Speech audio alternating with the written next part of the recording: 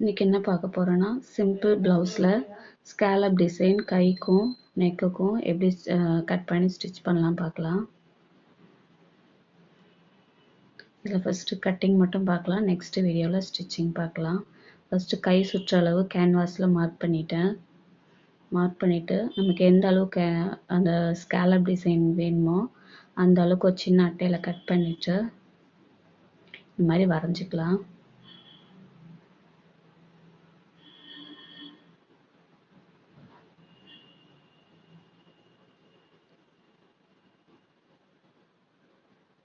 கைக்கு எவ்வளோ தேவையோ அந்த அளவுக்கு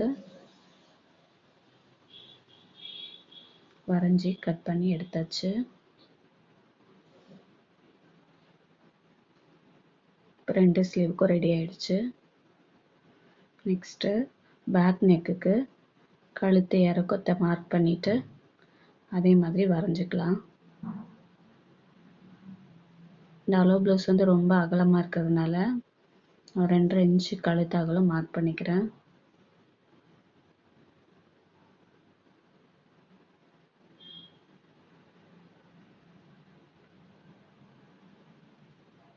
கீழே வந்து ஒரு 3 இன்ச்சு அகலமே வச்சுக்கலாம். மேலே மட்டும் அகலம் கம்மி பண்ணிவிட்டு கீழே அந்த அகலமே வச்சிடலாம்.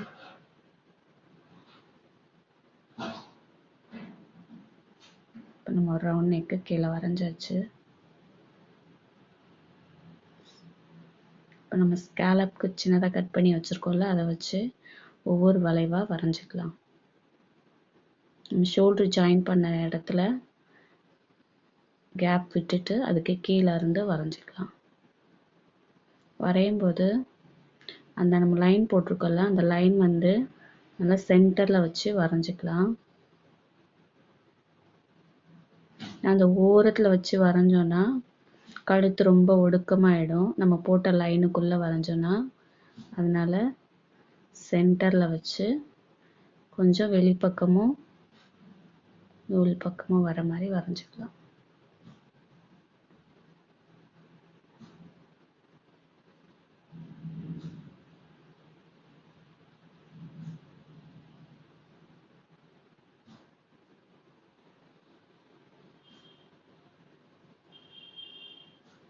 நம்ம ஒவ்வொரு ஸ்டெப்பாக வரைஞ்சி முடிச்சாச்சு.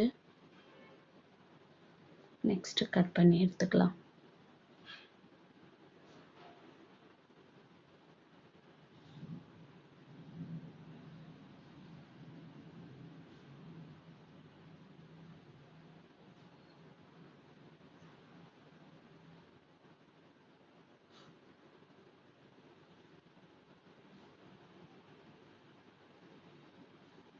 இப்போ ஒவ்வொரு வளைவாக கட் பண்ணி எடுத்துட்டோம்.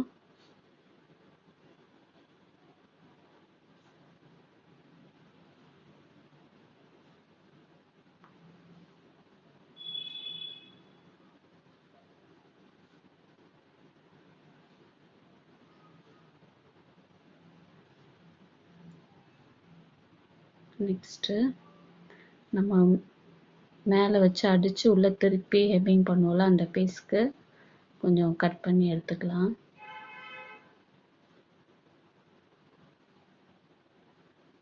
இது வந்து லைனிங் ப்ளவுஸ் கிடையாது, அதனால் நம்ம தனியாக தான் பீஸ் கொடுத்து மடித்து உள்ளே வச்சு தைக்கணும்.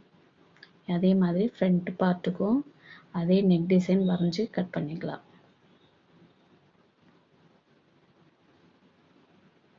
இப்போ பேக்குக்கு நம்ம 2.5 இன்ச் வச்சதுனால ஃப்ரண்ட்டுக்கும் 2.5 இன்ச் அகலம் வச்சுக்கலாம்.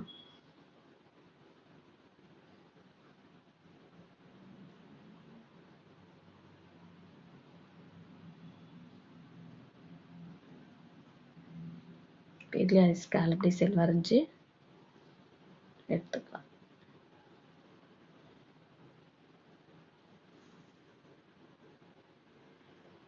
இதோட ஸ்டிச்சிங் நாளைக்கு போடுறேன். இதோட சேர்த்து போட்டால் ரொம்ப லென்த்தியாக இருக்கும்.